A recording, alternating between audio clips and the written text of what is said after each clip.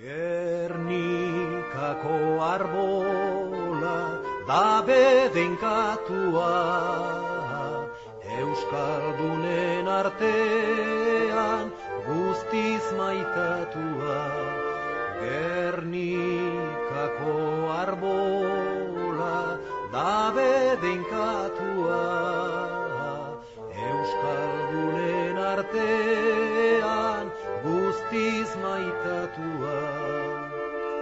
Eman da zabalzazu munduan frutua, adoratzen zaitugu arbola santua. Eman da zabalzazu munduan frutua, adoratzen zaitugu arbola santua. Gabón, muy buenas noches. Estamos otra vez aquí para una nueva sesión de Euskal Herria bere baitatik, Euskal Herria desde sí misma. Gaur Euskarari buruz hitz egingo dugu, Euskara iraultza edo desagerpena, berriz ere Felix Rodrigo Mora izango dugu gurean, eta saiatuko gara hurbiltzen Euskararen aferari, ez maila linguistiko edo gramatikal batetatik, baizik eta bere aspektu historiko, politiko, kultural, moralak eta aztertuz Felixekin. Beraz, eskerrik asko ikusteagatik gure saio berri hau, laugarrena, Euskal Herria bere baitatik saioaren laugarren sesio hau, eta emango diogu ja sarrera gure gonbidatua den Felix Rodrigo Morari. Félix, muy buenas. Buenas noches. Bueno, pues nada, estamos otra vez aquí en Euskal Herria desde sí misma y claro, en esta ocasión vamos a hablar sobre el euskera. Decía que, bueno, la manera en que vamos a tratar el euskera no va a ser tanto técnica, lingüística o gramatical, sino más bien analizando sus aspectos históricos, políticos, culturales, morales, ¿no? Un poquito desde esa perspectiva. Eso es. Bueno, pues el tema del euskera, que es quizás un tema más complejo a tratar, también nos ha costado más elaborar el guión para esta entrevista. Pero bueno, esperamos que podamos profundizar lo suficiente en algunos aspectos que quizás en otros foros o ambientes pues no son tratados y en muchos casos ignorados, ¿no? Entonces, bueno, empezaremos un poquito por la parte de los antecedentes históricos. Respecto al euskera, ¿cuándo podríamos decir que se crea el euskera? ¿En qué circunstancias? Y lo más importante, ¿qué sociedad crea el euskera? Bueno, los idiomas se crean. Ahora mismo vivimos una época de destrucción de los idiomas, pero también se ha creado algún idioma. Por ejemplo, el esperanto. El esperanto se crea, ¿no?, por gente que tenía una concepción de superación de las divisiones estatales. Pues es un idioma que se crea hace un poquito más de 100 años. Ahora lo que vivimos es más bien idiomas que desaparecen, ¿no? Vivimos en la época de la hecatombe de los idiomas. De 6.200 idiomas, pues más de la mitad están en peligro cierto de desaparición desde hace 30 años. 30 años es la época en que ha aparecido el fenómeno de la crisis de los idiomas. Bueno, a mi entender, lo decisorio sobre el euskera es la definición que Humboldt, cuando está en Euskal Herria hacia finales del siglo XVIII, la definición que hace. A mí esa definición me parece sustantiva, definitiva, esencial, ¿no? Cuando él, que al parecer aprende el euskera, está allí un tiempo y lo aprende y lo estudia comparativamente con otras lenguas, ¿no?, europeas, se llega a la conclusión que lo peculiar del euskera es que no se adecua a estructuras de poder y de dominación y de desigualdad. Entonces, esta es una conclusión decisiva que nos puede llevar a en qué condiciones y en qué tipo de sociedad se crea el euskera, aunque no podemos decir cuándo, que no es lo más importante, ¿no? Si esto es así, pues yo sí creo que en la formulación esta que lo considera un idioma de las sociedades sin Estado y sin estructuras estatales que han existido pues, antes de la historia escrita, cuando pues quizá en el Neolítico, cuando fuera, ¿no? Algunos lo llaman las sociedades de cazadores-recolectores, pero es incorrecto definir una sociedad por sus estructuras económicas. Hay que definirla más bien por sus estructuras políticas. Es decir, una sociedad en donde no hay desigualdad entre opresores y oprimidos, entre mandantes y mandados, entre propietarios y no propietarios, y es ahí donde aparece el euskera. Entonces, esta definición es la mejor. Hay otra posibilidad, que el euskera sea el resultado, es decir, sea una lengua creada en una revolución del pasado que tirase abajo estructuras precedentes de tipo estatal, de dominación, de poder. No, ha pasado montones de veces en la historia y voy a poner un ejemplo dentro de la península ibérica, que es el derrumbe de Tartessos. Tartessos se derrumba hacia el siglo VI antes de nuestra era, en la parte suroeste, pues una revolución popular que lo tira abajo, sencillamente. Entonces, puede ser que ahí se creara un idioma. ¿Cuál? No creo que el euskera, no, yo entiendo que para entonces ya existía, pero pudo crearse o pudo no crearse. Es decir, los idiomas no es algo estático que viene, sino algo que las comunidades humanas los crean, y también en determinadas condiciones las comunidades humanas se desentienden de ellos, los tratan mal y los idiomas desaparecen. Muy bien. Has mencionado Tartessos, también deberíamos de mencionar en la historia del euskera a los íberos y la teoría bastante fundamentada, creemos, del vasco-iberismo y el parentesco ancestral que pudo existir entre ambos, ¿no? Entre el íbero y el euskera. Pero en concreto, ¿por qué o a qué se debió la desaparición del íbero en los siglos I y II después de Cristo, siendo sustituido por el latín? ¿Qué fue lo más relevante en esta cuestión? Pues vamos a ver, el íbero es un idioma que efectivamente está emparentado con el euskera. No sabemos qué grado de parentesco ni a qué se debe esto, y a mí me parece mejor no especular, es decir, no especular. Pero el parentesco existe indudablemente, ¿no? Indudablemente, y entonces pues esta tesis es cierta. Ahora, hay una diferencia en la trayectoria. El íbero desaparece y el euskera no desaparece. Entonces hay que preguntarse por qué. El íbero desaparece en el siglo II como lengua escrita, pero pudo continuar como lengua hablada durante un tiempo, quizá en territorios remotos, de los Pirineos Orientales o por ahí.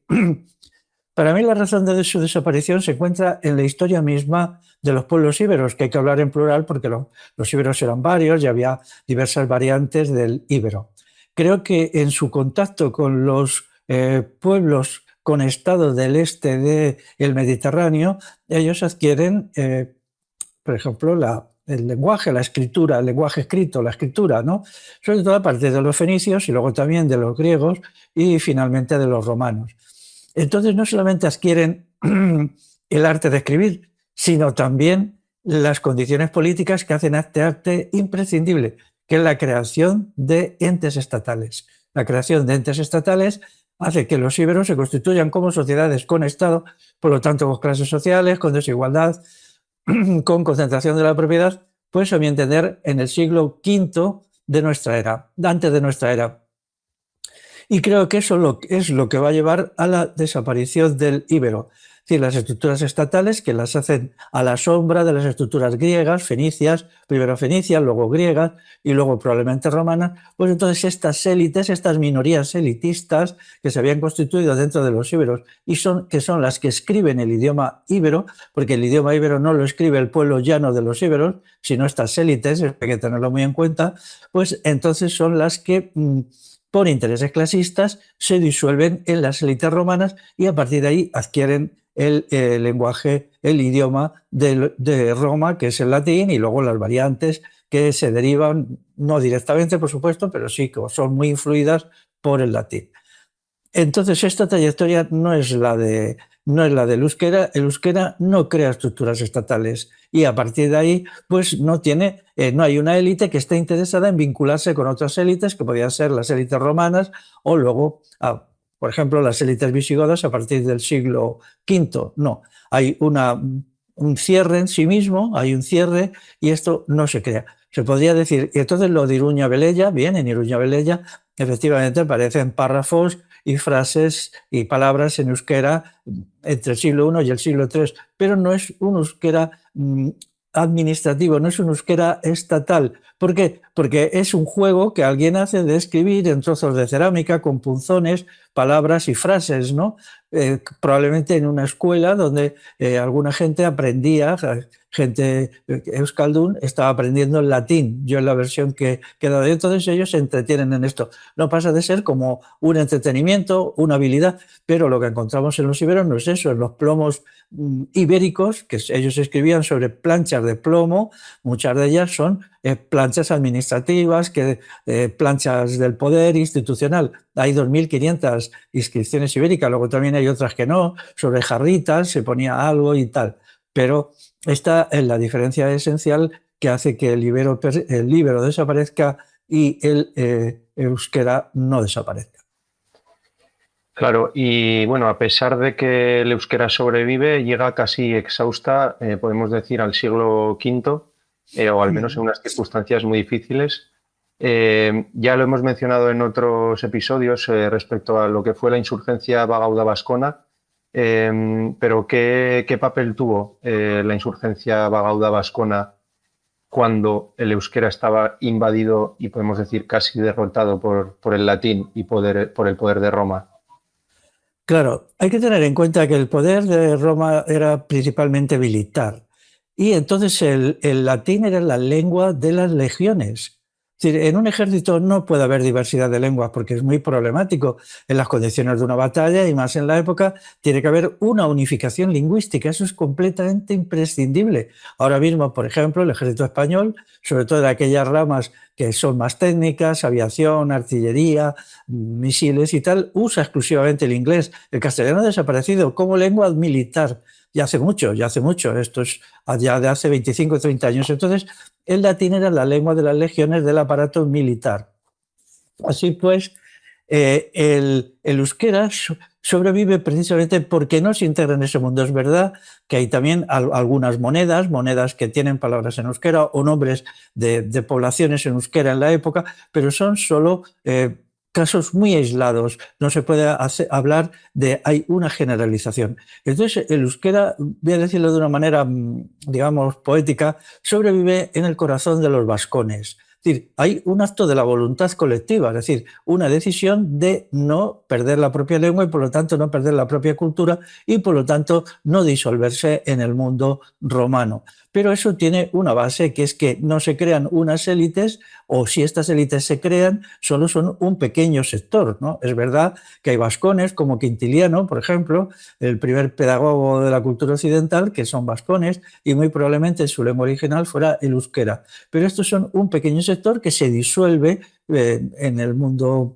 romano, pero queda el otro sector que no se disuelve, y ese es el sector que conserva el euskera con las características que él tiene de una lengua que no admite estructuras de dominación porque ha sido creada en una sociedad o en unas condiciones o en ambas cosas a la vez que no contenían eso. Por lo tanto, la lengua refleja las estructuras sociales y el tipo de mentalidad que la ha creado.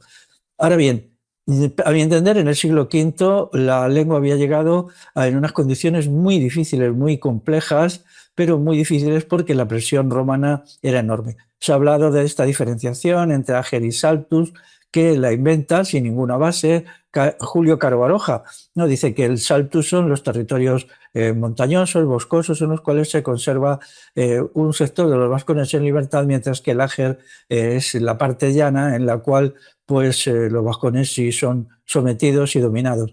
En primer lugar, no hay ninguna referencia documental a que eso existiera. En segundo lugar, sabemos cómo se las gastaban los romanos y de qué manera hacían imposible que ningún sector de la población se escapara de ellos, dejara de pagar impuestos, dejara de proporcionar alimento a sus ciudades, etc. Esto no es creíble. Entonces, ¿en dónde se mantiene y conserva las características que luego van a crear la sociedad vasca con comunal, con derecho consuetudinario, con el basarre y tal? A mi entender, es en la propia lengua, es la lengua como carga cultural, incluso carga estructural, la que lo va a desarrollar. Una lengua que durante siglos se había conservado en la clandestinidad o semiclandestinidad. Esto es algo increíble, sí, lo reconozco, ¿no? Pero después de darle muchas vueltas al asunto, esa es la conclusión que he llegado. También es verdad que mi conocimiento de estas cosas es limitado y no pretendo decir esto es así y punto, sino solo hacer una pequeña aportación por si alguien lo quiere tener en cuenta y quizás estudios posteriores lo confirmen, lo refuten o mitad y mitad.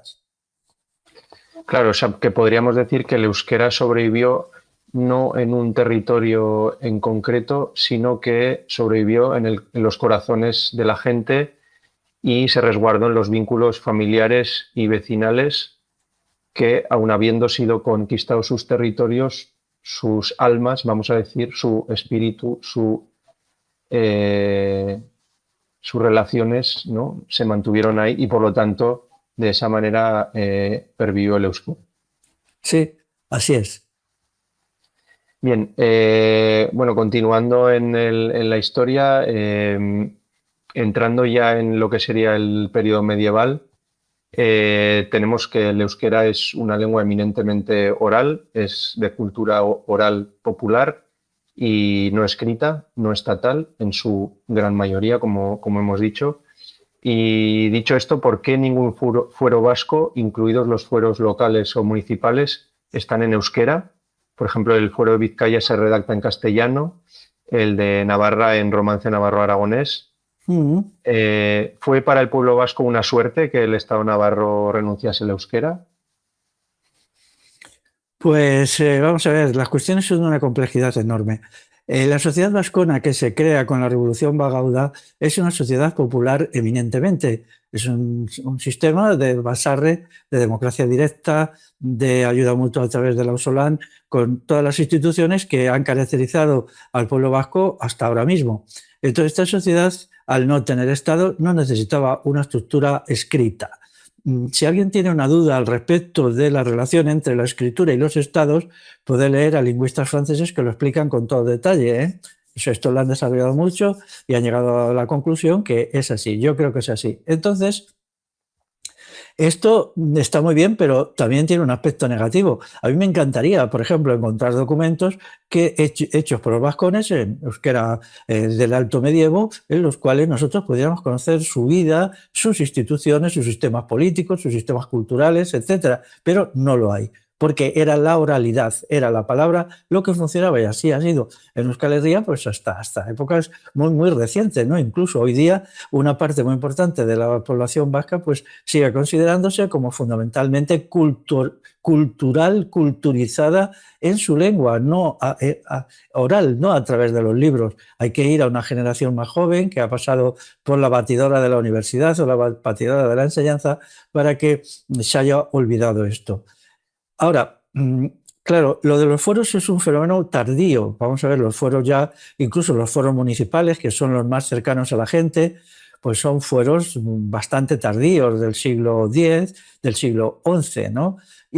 Pero lo importante es considerar qué hubo anteriormente, es decir, ¿cuál es el idioma que se usa en acontecimientos decisivos? Me vais a perdonar que siempre utilice alguna cosa bélica, ¿no? Por ejemplo, la batalla de Orreaga. ¿Cómo se dirige una batalla tan colosal que tuvo que incorporar a quizá 30, 40.000, no sabemos, combatientes vascones contra el ejército carlomagno? La organización de todo esto es muy importante y entonces necesitaban una lengua y esta lengua era el euskera. Entonces el euskera funcionaba perfectamente sin necesidad de la escritura en acontecimientos dramáticos, porque interiormente igual, ¿no? Consideremos todo lo que es el periodo alto medieval de la guerra de los vascones contra el Estado visigodo de Toledo, contra los francos, luego después contra los musulmanes del Al-Ándalus, etcétera, ¿no? Entonces eso significa que es una sociedad que funciona. Para ganar esta guerra se necesitaba, digamos, una sociedad que funcione en lo económico, en lo político, en lo demográfico, en lo jurídico, en lo cultural, es decir, se necesitaba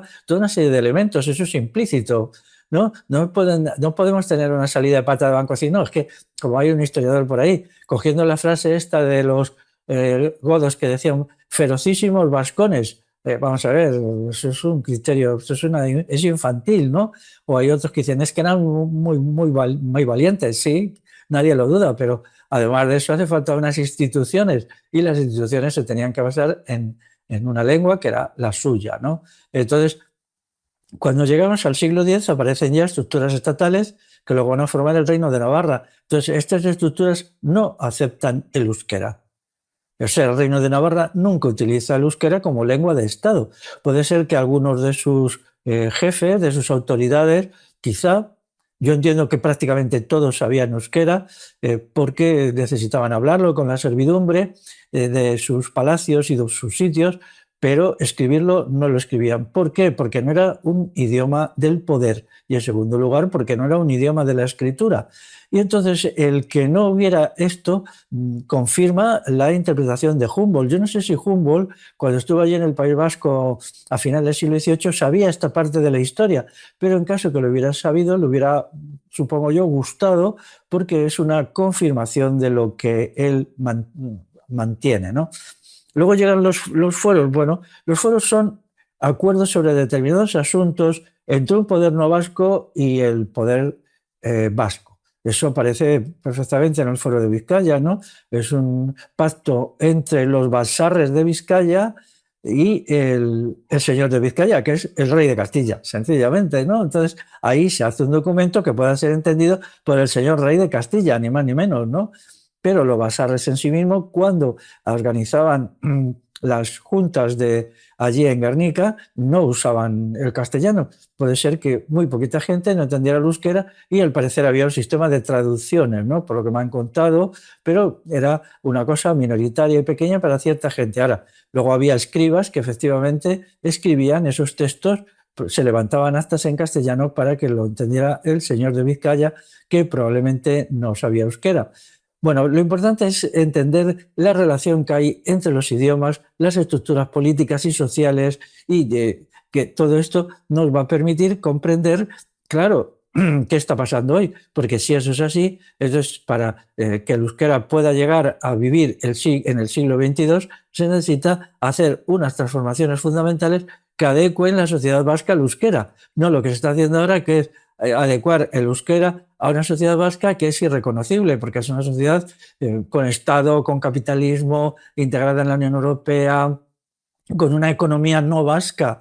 Hoy no hay una economía vasca. Entonces, una economía no vasca en la cual el euskera no puede utilizarse. Se utiliza el inglés en la tecnología, en los negocios y tal. Entonces, estamos llegando al fondo del problema. Muy bien. Y pasa la Edad Media y no es hasta el siglo XVI que aparece el primer libro escrito íntegramente en euskera, que es Lingua Vasconum Primitiae, Primicias de la Lengua Vasca, de Bernat Etxepare. Bueno, creo que más o menos por lo que hemos hablado ya respondemos a esta pregunta, pero ¿por qué es tan tardía la escritura en euskera, más allá de apariciones esporádicas de grafitos, estelas funerarias, inscripciones en monedas, etcétera? ¿Por qué es tan tardía? Pues porque no era una lengua de Estado, sencillamente, esa era la razón. Entonces este hombre lo hace por amor al euskera, por amor a su tierra, pero no porque sea un funcionario. Y esto lo diferencia de otros idiomas peninsulares que nacen también en la Alta Edad Media, ¿no? Como es, el también significa entre ellos, ¿no? Como es, por ejemplo, castellano. Castellano nace en la Alta Edad Media, probablemente en el siglo VII. No voy a explicar ahora cuál es mi teoría, no, tranquilo, no voy a explicar de por qué nace castellano en el siglo VII. Para el siglo VIII, a mi entender, ya existía. Se puede probar, ¿no? Pero también es el caso del catalán. Pero el catalán y el castellano son lenguas de Estado ya en el siglo XIII. El castellano tiene pues, las 7 partidas, que es un texto jurídico de Alfonso X, y el catalán tiene ya textos de la Chancillería de la Corona de Aragón en lo que refería a Cataluña. O, por ejemplo, el Llibre dels Fets, en castellano, el libro de los hechos, o la crónica del rey Jaume I o Jaime I, que sus escribas lo escriben en catalán, ¿no? Y es estos 3 documentos, o sea, el Fuero General de Navarra, las 7 partidas y el Llibre dels Fets son de la misma época, segunda mitad del siglo XIII. Y, sin embargo, daros cuenta que cuando nos vamos al mundo euskérico nos encontramos que el euskera no se utiliza. Daros cuenta, esto es impresionante, porque significa que hay una discontinuidad y una presión con el origen del euskera en una sociedad sin estructuras estatales ni propiedad privada concentrada que deja atónito, ¿no? Porque también, bueno, y en el caso del catalán, pues el catalán también había tenido una gran relación con el euskera en sus orígenes. Se cree que el catalán surge en aquellos territorios del este de los Pirineos orientales, donde se conservaba mucha tradición de hablar en euskera, y se ha conservado hasta el siglo XVIII. Entonces esta es la explicación, que nos la volvemos a encontrar una y otra vez. Claro, y bueno, en todo este periodo ya moderno vemos como el euskera va retrocediendo, ¿no? Quizás a la salida de la Edad Media una mayoría amplia de las gentes de Euskal Herria, en torno al 90-95% de la gente, seguramente su lengua de uso habitual sería el euskera. Poco a poco esas circunstancias van cambiando, el euskera va retrocediendo, y en concreto quería mencionar el asunto de la época del franquismo. Bueno, hay un libro que habla en detalle sobre este asunto, el libro negro del euskera, que habla sobre cómo en el franquismo se denigró y se arrinconó al euskera. ¿Cuál fue la estrategia del régimen de Franco y qué alcance tuvo este acoso hacia la lengua vasca? Bueno, la estrategia era una estrategia brutal de asalto directo y ataque directo que, teniendo en cuenta las características del euskera, podía disminuirlo, podía arrinconarlo, pero no podía vencerlo. En cierta medida se repitieron lo que yo creo que fueron las mismas condiciones de cuando Roma, es decir, un ataque directo, una imposición de un poder militar tremendo, pero que el euskera de nuevo se repliega y se mantiene en el corazón de la gente que lo habla, porque tenía una gran carga cultural. Es decir, el que el euskera sea la lengua cultura, lengua-cultura por antonomasia, le da esa fuerza, porque a la gente el euskera no solamente es un sistema de comunicación, que esto hace a los idiomas muy frágiles. Los idiomas que son simplemente un sistema de comunicación es muy fácil que sean sustituidos por otros, pero si tienen una gran carga cultural, no. ¿Por qué? Porque la gente necesita atenerse a ellos para comprenderse a sí mismo, comprender la sociedad y comprender el mundo. Es un idioma útil, un idioma que te enseña a vivir, te enseña a pensar, a relacionarte con los demás, es un idioma de la economía, es un idioma de la vida política, ¿no? Entonces esto le da una gran, digamos, resiliencia, es decir, puede ser sometido a presión, pero luego se recupera. El peligro de la transformación de los idiomas en meros sistemas de comunicación en una época actual donde el inglés lo hegemoniza todo es total, porque ningún idioma puede, como simple lengua de comunicación, competir con el inglés. Eso es imposible, ¿no? Vamos a citar un caso que creo que tú también, Gorka, conoces, que es el libro de Segura, la villa esta de Guipúzcoa, ¿no? De Guipúzcoa. Entonces el libro se llama Segura en su pasado y camino. Ensayo para una historia de la villa, de Joseba Inchausti Recondo.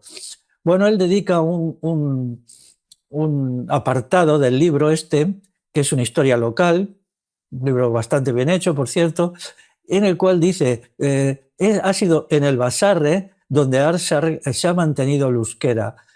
Daros cuenta una cosa, el Basarre, que es una institución no estatal, puesto que el Basarre es el pueblo unido para cumplir funciones políticas y nada más, todos los adultos, todos y todas se unen, y eso es el Basarre, ni más ni menos, ¿no?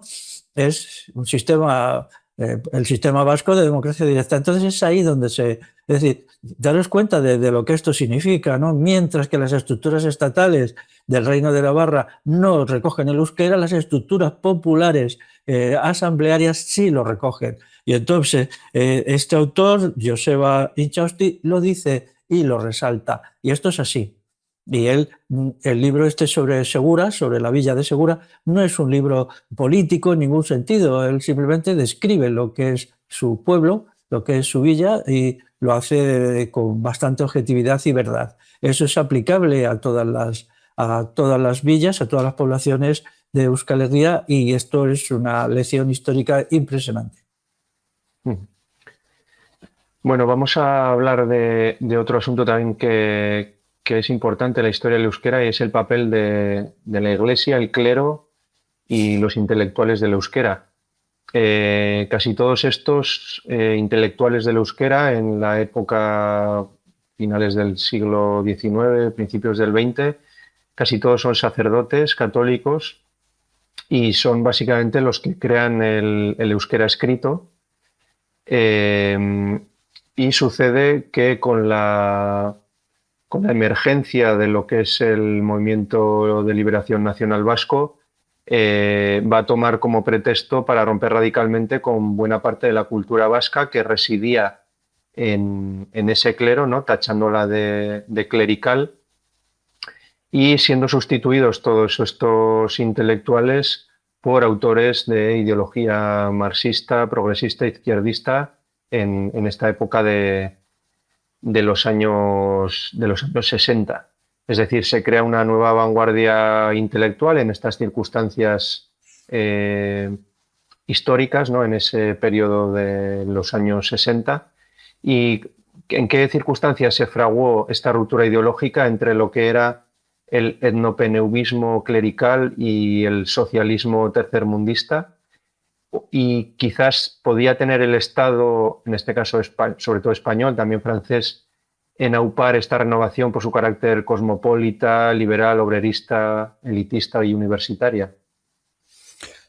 Bueno, yendo a la primera parte de la pregunta, pues tenemos todos los intelectuales de la época, o casi todos, ¿no? O algunos que no. Por ejemplo, pues algunos de ellos no eran así, como Bonifacio de Echegaray, que él era abogado, ¿no? Y él ha escrito cosas muy interesantes que yo entiendo, no solamente su libro La vecindad, las relaciones que ofrece, las relaciones que establece en el País Vasco, sino también muchas cosas sobre derecho consuetudinario en euskera y en castellano.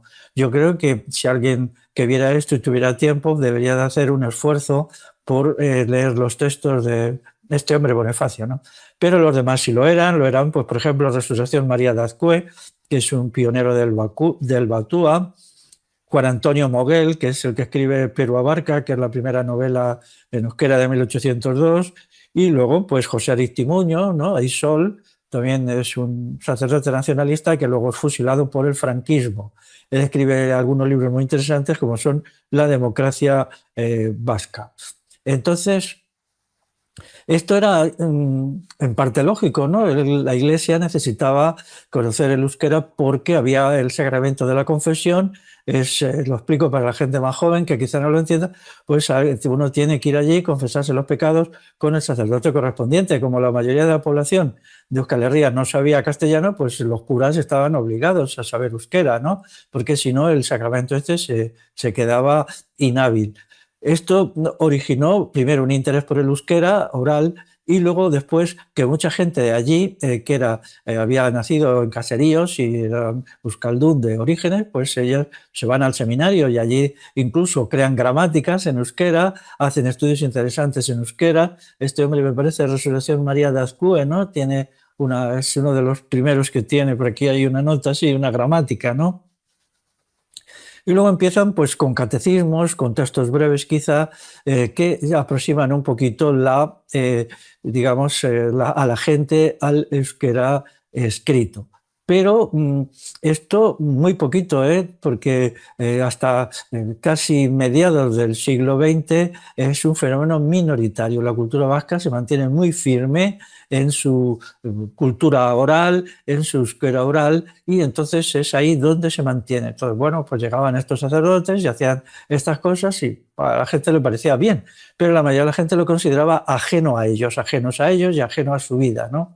Pero ellos van a hacer cosas interesantes, no se debería despreciar, es una fase en la historia de Euskal Herria con sus luces y sus sombras, ¿no? Y tienen que recogerse en lo que tenga de bueno y de útil. Luego viene otra generación que es todo lo contrario, con el pretexto de que el franquismo se había aproximado a la Iglesia al franquismo, pues entonces deciden romper con el franquismo y también con la Iglesia, lo cual en el caso del País Vasco no era tan así, ¿no? Porque no olvidemos que había habido 26 sacerdotes fusilados, creo que eran 26 o 16, no recuerdo bien, y muchísimos más exiliados, perseguidos, gente que estuvo como 12 o 14 años oculta en un zulo a que pasara la tormenta y tal, ¿no? Entonces, pues había habido una iglesia vasca que no había estado exactamente con el franquismo, ¿no?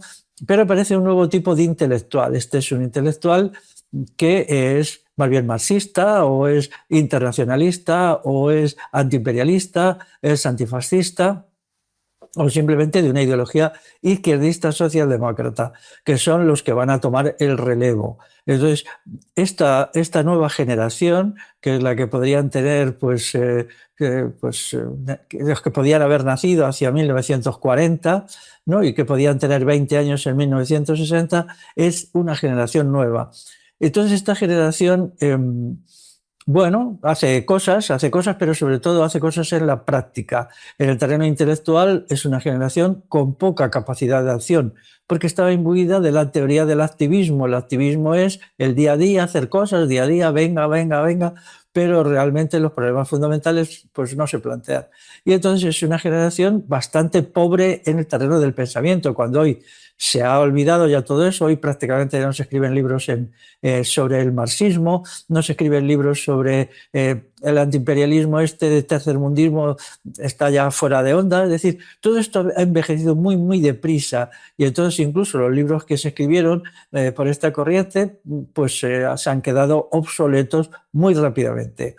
Hay alguna excepción que yo quiero citar de algunos autores de esta generación, como José María Esparza Zabalegui, que sí creo que él sí hace cosas interesantes, cosas buenas. Él tiene publicado, pues no sé ahora, pero quizá entre 15 y 20 libros, entre euskera y castellano, y él sí tiene una visión más trascendente, porque no se queda solo en el activismo, en el día a día, sino que estudia algunos elementos de historia, algunos elementos de la realidad, sobre todo de Navarra, él es navarro, pero todo lo demás queda muy pobre y hoy muy superado, y ahora pues lo que hay es un vacío, ¿no? Desaparece, digamos, el euskera escrito clerical, desaparece este tipo de euskaldun activista, y ahora lo que queda es más bien un profesor de euskera, ¿no? En la Universidad del País Vasco, un profesor muy alejado de la gente, que tiene muy poco contacto con el euskera de la vida real, entiendo yo, ¿no? Y que algunas personas pues le origina una gran insatisfacción, ¿no? Podemos decir, ¿no?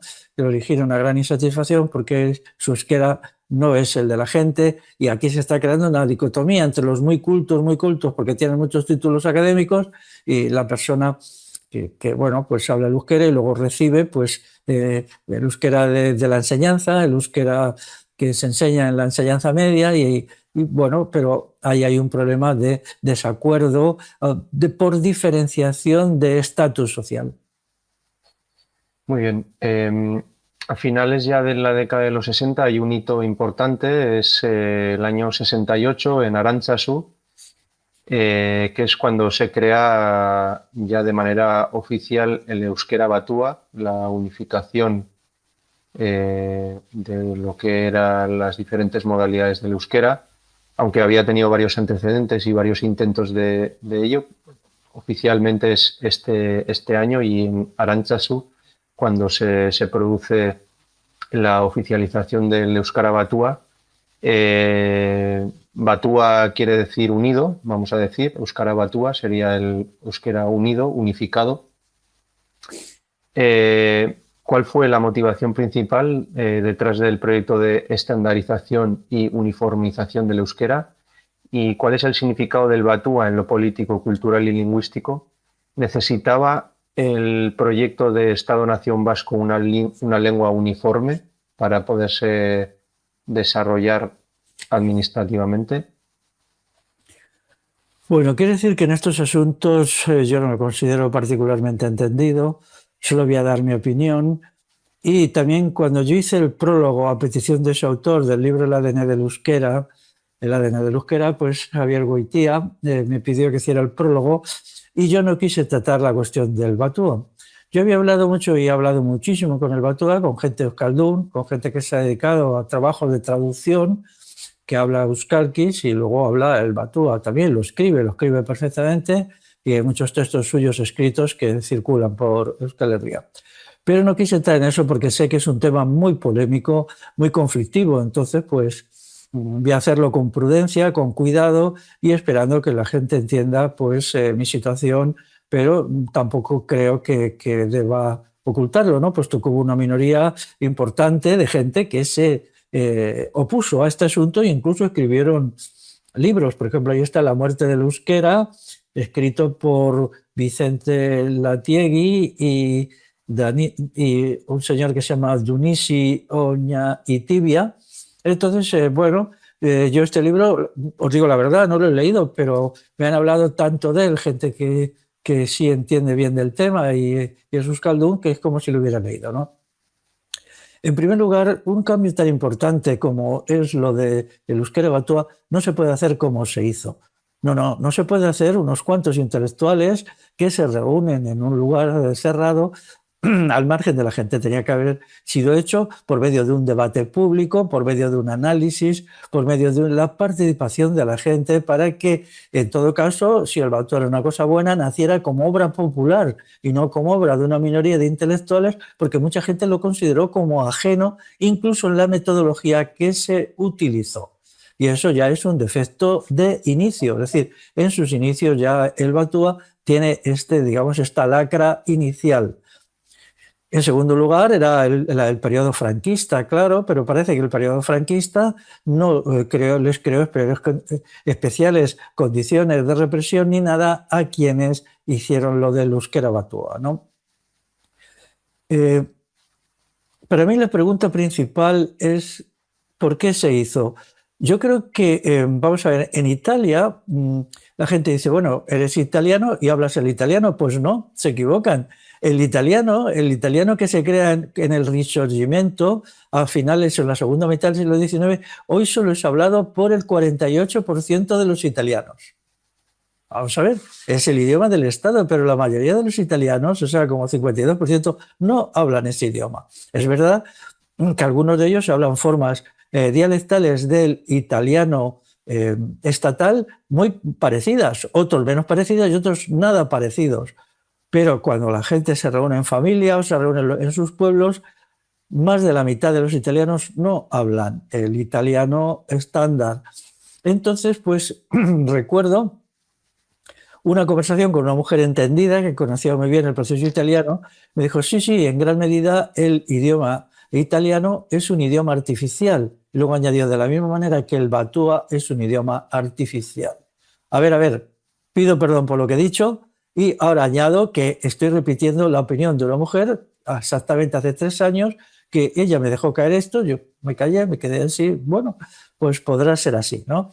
Pero metodológicamente no puede aceptarse como lo hicieron. En segundo lugar, yo sí creo que se apoyaron en el modelo italiano, es decir, el Estado italiano. Italia estaba dividida antes del Risorgimento en un montón de principados, reyes y tal, o sea, bueno, aquello era un lío, ¿no? Eran como un montón de cosas, ¿no? Políticas. Entonces se unificó todo ello bajo la dirección de la Casa de Saboya, es decir, allí lo que se creó fue un reino bajo la dirección de Vittorio Manuel II, que era el nombre del rey. No se creó una república, la República Italiana es un fenómeno de hace 50 años, anteriormente era una monarquía.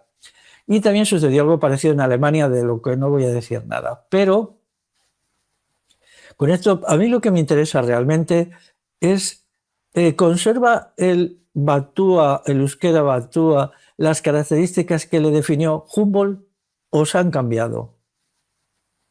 Porque eso es lo fundamental, ¿no? Es decir, sigue siendo el batua una lengua que nos remite a un tipo de sociedad de democracia directa, derecho consuetudinario, trabajo libre, como es el trabajo de Lausolán, y libertades básicas del individuo y autogobierno en la base, o no.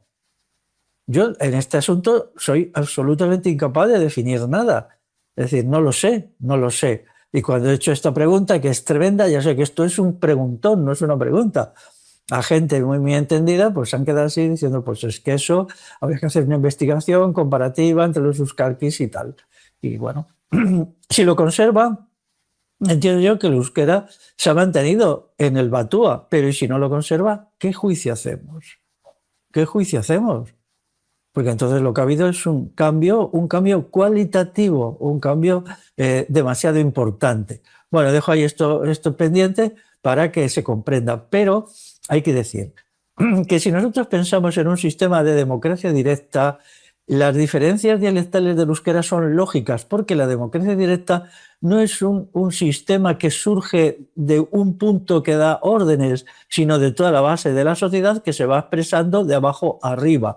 Y por lo tanto, las formas particulares de hablar la lengua que sea, no solamente en cada comarca y en cada territorio, sino incluso en cada población, se mantienen lógicamente.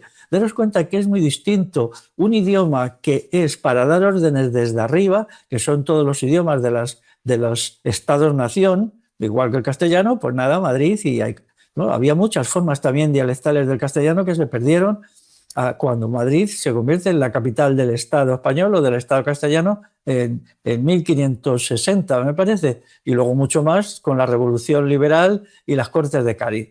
Entonces, si lo que funcionaba en Euskal Herria era un sistema de democracia directa, a pesar de la presencia castellana y del poder castellano allí o del poder francés en Iparralde, entonces era lógico que los euskalkis tuvieran sentido. No solamente ahora que se establecen unos euskalkis que vienen a coincidir con los territorios históricos, sino también algunos de ellos que son de carácter local. Porque si la gente en un lugar tenía su manera de hablar pues, y de expresarse, pues entonces en las asambleas vecinales el asunto se mantenía.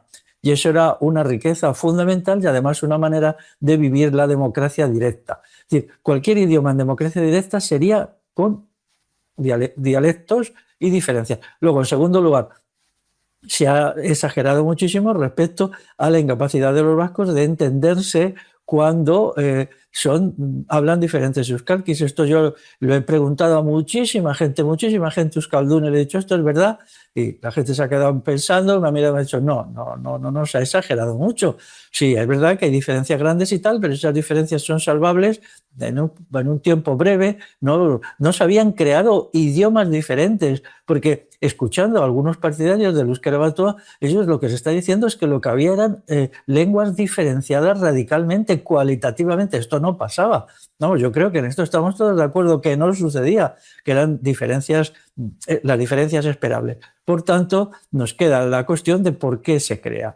Yo entiendo que el proyecto político que estaba en la base de esto, porque nunca nos han explicado bien por qué lo crean, ¿no? Al parecer es porque había una televisión y si se quería hacer programas en euskera, tenía que ser un euskera unificado. Pero esto tiene un problema. Sigue habiendo muchísima gente y entonces muchísima más que tenía dificultades para entender el batúa desde su euskalki, muchísimas. Yo esto también lo he preguntado a mucha gente, me ha dicho sí. A mí me ponían allí en Batua y yo sudaba para entenderlo, ¿no? Luego, entonces, ¿qué se estaba logrando realmente, no? Entonces, lo que había era un proyecto político y luego un pretexto para cumplir ese proyecto político, que era la incomprensión de los vascos unos con otros. ¿Cuál era el proyecto político? Pues la creación de un Estado vasco. Un Estado nacional vasco era lo que estaba en el fondo. Pero como sus autores sabían que esto no era posible, porque esto, y más estando por medio de dos potencias como son Francia y España, esto era imposible. Entonces lo que hicieron es crear la fantasía de crear un Estado dentro del Estado. Es decir, un Estado vasco dentro del Estado español. Y ese Estado vasco tenía que tener un idioma propio como habían tenido todos los Estados-nación europeos. Entonces esto lleva al Estatuto de Autonomía y luego a la conversión del euskera en una lengua de la enseñanza, que es una lengua de Estado, bien sea como lengua vehicular en la cual se dan todas las asignaturas según unos planes, o bien para otros que se puede elegir que es una asignatura, ¿no? O que se mantiene. Entonces esto nos lleva a un cambio enorme. La que nunca ha sido lengua de Estado ahora es lengua de Estado. Y entonces esto nos plantea otro problema. El futuro del euskera depende del Estado que paga a todos esos profesores, porque vamos a ver, estos son profesores del Estado español. ¿Alguien me va a negar esto? ¿Que son profesores del Estado español los que enseñan euskera? Nadie me lo puede negar, ¿no? No quiero que esto tenga ninguna connotación negativa, pero no quiero que nadie me lo niegue como un hecho. ¿Va a depender de ellos, de unos funcionarios del Estado español, o va a depender del pueblo vasco? Y esta pregunta, según se conteste, contiene en sí el futuro del euskera. O sea, clarísimamente. Porque, volviendo ya al presente, pues en el año pasado el propio Gara, el diario, presentó un informe sobre la situación del euskera que yo diría que era casi alarmista, ¿no? Cuando se leía. estaba en castellano, yo lo pude leer y era casi alarmista. Bueno, entonces resulta que el proyecto de institucionalizar y funcionalizar el euskera no está dando resultados. Su conversión en lengua vehicular o bien en asignatura no está dando resultados, puesto que el futuro se ve con bastante negro, ¿no? Y entonces, habrá que buscar otras salidas, otras fórmulas. Lo que está claro es que quienes promovieron este proceso de unificación dejaron de lado la premisa de Euskal Herria desde sí misma, ¿no? Porque plantearon ese proyecto como un proyecto de arriba a abajo en términos de Estado-Nación, ninguneando y dejando de lado el proyecto vasco en sí, que es la construcción de abajo a arriba. Y por lo tanto ahí hay una clave muy importante en la línea de lo que comentabas. Simplemente mencionar que la institución que oficialmente salvaguarda en Aránzazu en el 68 y ya desde antes y también hoy en día el euskera es Euskaltzaindia, que es la Academia de la Lengua Vasca, y mencionar en la línea de lo que comentabas de los sectores vamos a decir, díscolos que surgieron porque no estaban de acuerdo con aquel proceso, se reunían en una asociación o un grupo que se llamaba Euskara Zaintza, que también quería velar por el cuidado del euskera, aunque no estaba de acuerdo con aquel proceso. Incluso en aquel periodo pues hubo purgas, ¿no?, de gente que se quitaron del medio para poder tirar adelante el proyecto este de unificación en términos de proyecto de Estado-Nación. Bueno, simplemente quería mencionarlo para que quede constancia de ello, aparte de los autores y los títulos que hemos mencionado y algunos más que hay por ahí de este círculo de gente que pues se opuso a ese proyecto. Y ahora, bueno, ya quería ir entrando un poco más en el tema de lo que es lengua y cultura, el asunto de la cultura popular vasca en el euskera y para el euskera.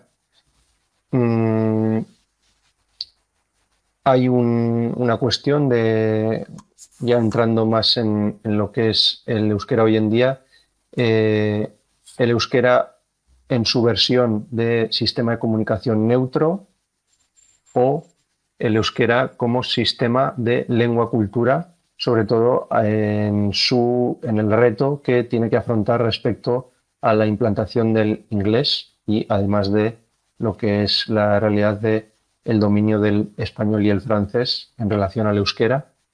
¿Cuál es la relación que existe entre lengua y cultura? ¿Y qué podemos decir sobre qué son los valores culturales y morales? Pues eso exige una investigación profunda, es decir, está por crear el sistema axiológico vasco. Axiología es una palabra que significa ciencia de los valores, es decir, qué valores son los que han estructurado y los que siguen estructurando la sociedad vasca y qué relación tienen con el euskera. Porque hay gente que dice, pues a mí me lo han dicho cuando he estado allí en Euskal Herria, ¿no? Nosotros hacemos toda nuestra vida en euskera. Eso es estupendo, está bien, ¿no? Pero es insuficiente. Lo hacéis de acuerdo al sistema de valores, a lo que son los valores específicos del pueblo vasco, aquellos con los cuales organizan su vida, porque eso es tan importante como el uso del euskera, ¿no?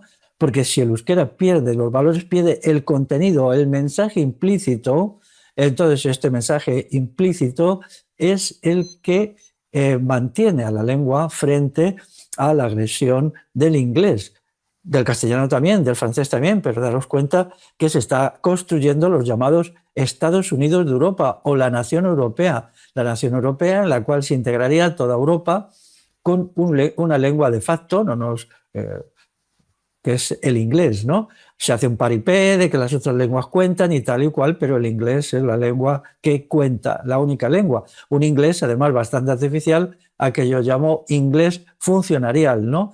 Entonces, pues en estas condiciones, la defensa del euskera tiene que ir unida a la reivindicación de aquellos valores culturales intrínsecos. Uno de ellos, por ejemplo, es el peso abrumador de lo popular en la sociedad vasca. Eso es impresionante, es impresionante. Por ejemplo, el euskera tiene más sentido, por ejemplo, en los versolaris y en los concursos de versolarismo que en los despachos de los profesores de euskera que escriben libros en euskera en la Universidad del País Vasco. Es ahí donde están, ¿no?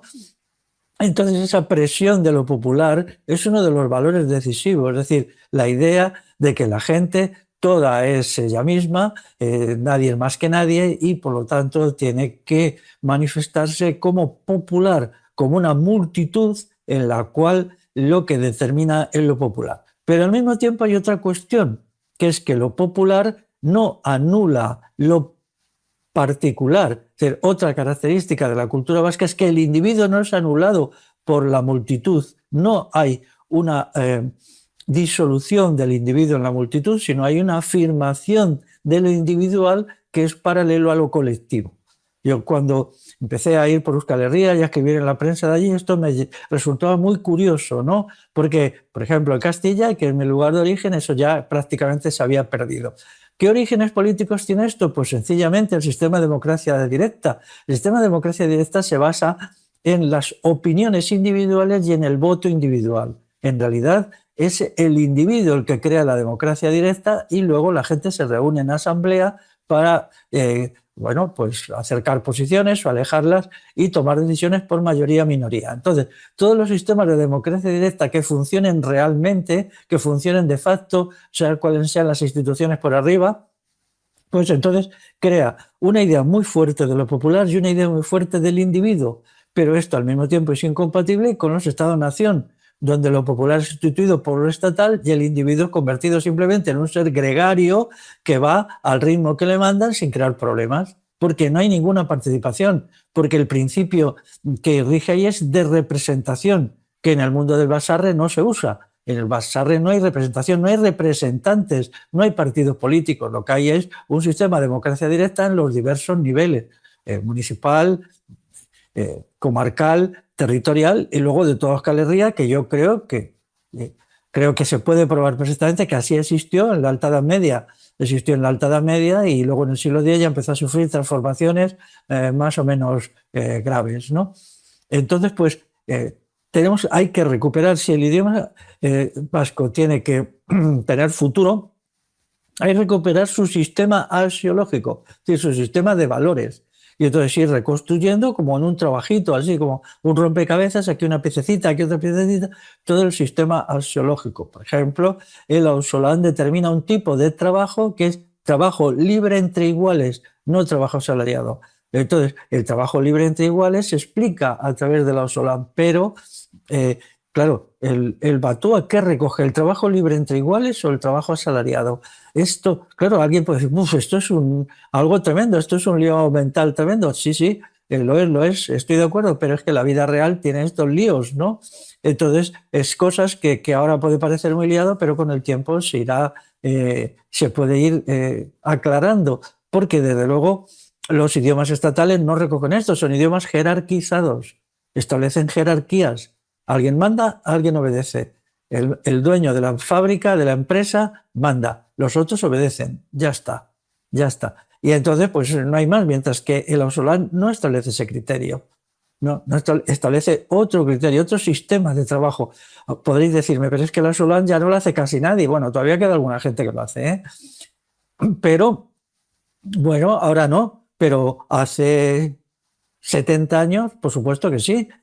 ¿No? Hay por ahí un libro precisamente un libro de estos sacerdotes que escribían cosas que de hace 60 años que habla del Auzolan, ¿no? Y dice, más o menos, el cito de memoria, dice, una parte muy importante de los pueblos se han hecho en Auzolan. Dice, se han hecho no solamente los frontones y las iglesias, sino también los puentes de los ríos, muchas de las casas, se han mantenido los caminos. Dice, cuando nosotros miramos un pueblo de Euskal Herria, lo que tenemos que ver es que allí las cosas se hacían en Auzolan, no solamente en el sentido religioso o lúdico como puede ser un frontón, ¿no? No. Y él tiene razón, ¿no? Tiene razón. Y claro, también establece, él luego habla del derecho consuetudinario vasco.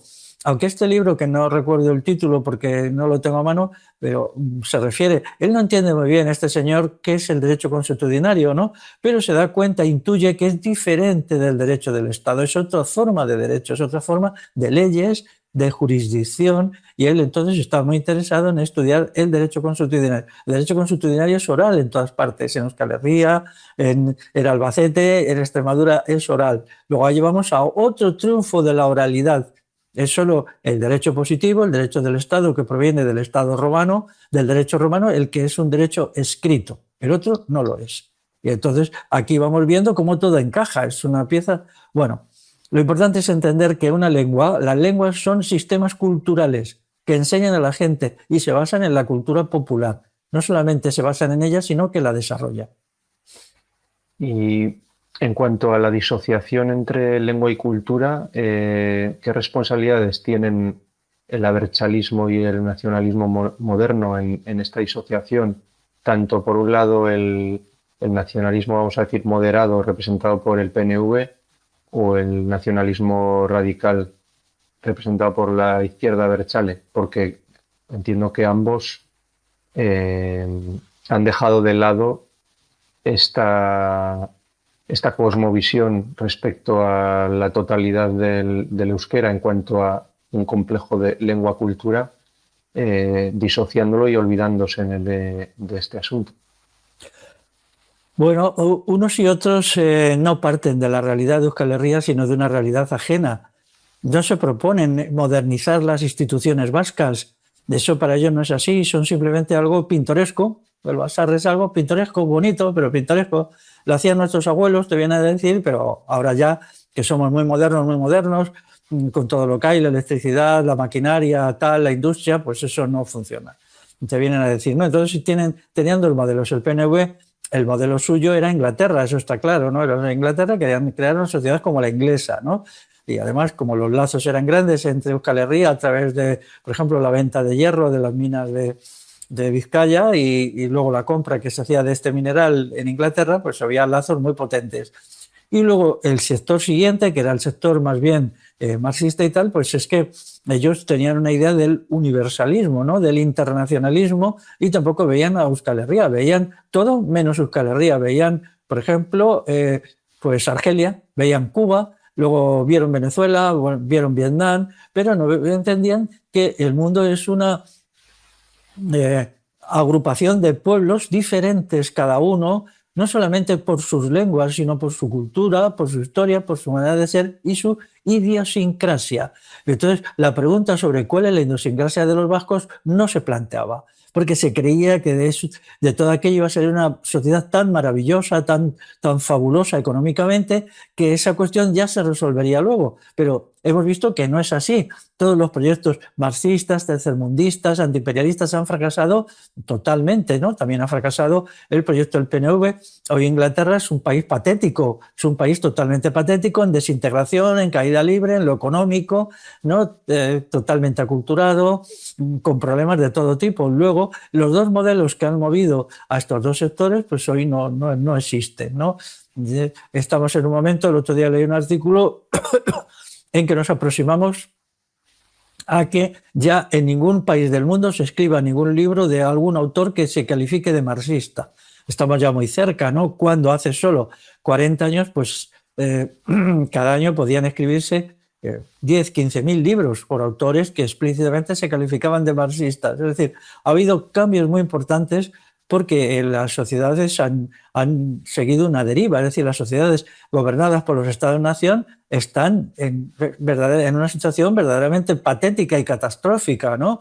Al borde de una tercera guerra mundial, con unos conflictos entre China y Rusia, entre China y Estados Unidos tremendos, con una guerra en el este de Europa, etc. Entonces, todo esto, claro, se vincula a las ideas del progresismo, del izquierdismo, de la socialdemocracia.